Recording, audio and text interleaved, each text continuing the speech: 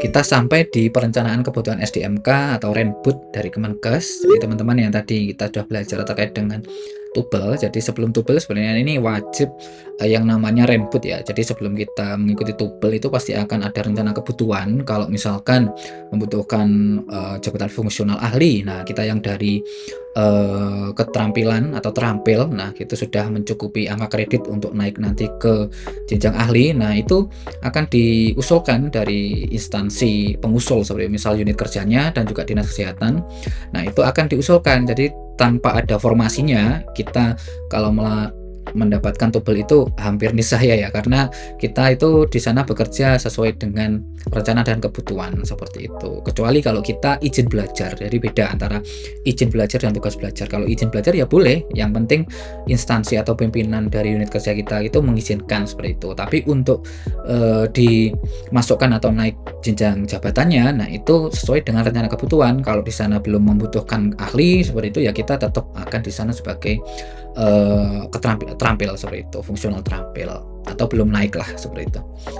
Aplikasi resmi yang dikembangkan oleh Kementerian Kesehatan Republik Indonesia untuk membantu perencanaan kebutuhan sumber daya manusia kesehatan SDMK secara sistematis dan berbasis data. Aplikasi ini dirancang untuk digunakan oleh berbagai tingkat instansi, mulai dari fasilitas pelayanan kesehatan, Fasiankes, dinas kesehatan, hingga kementerian dan lembaga terkait.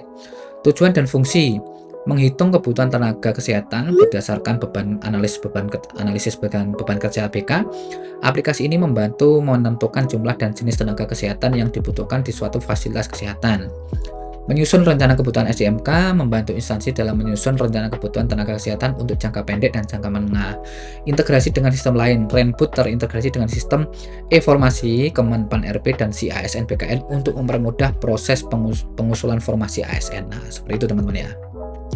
Fitur utama, perhitungan kebutuhan. Nah, seperti itu. Perhitungan kebutuhan tenaga kesehatan menyediakan alat bantu untuk menghitung kebutuhan dan tenaga kesehatan berdasarkan data aktual dan proyeksi. Penyesuaian nomenklatur jabatan, memungkinkan penyesuaian nama jabatan, fungsional, dan jenis tenaga kesehatan sesuai dengan regulasi terbaru.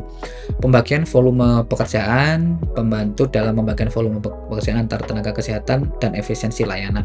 Perhitungan lowongan formasi, menyediakan perhitungan lowongan formasi untuk 5 tahun ke depan, pembantu dalam perencanaan jangka panjang. Menu des hasil perhitungan, menambahkan menu untuk merekap hasil perhitungan tenaga kesehatan pada semua tingkat sebagai acuan kebutuhan formasi ASN. Nah, seperti itu. Jadi sebelum Tubel kita wajib melihat Renbudnya.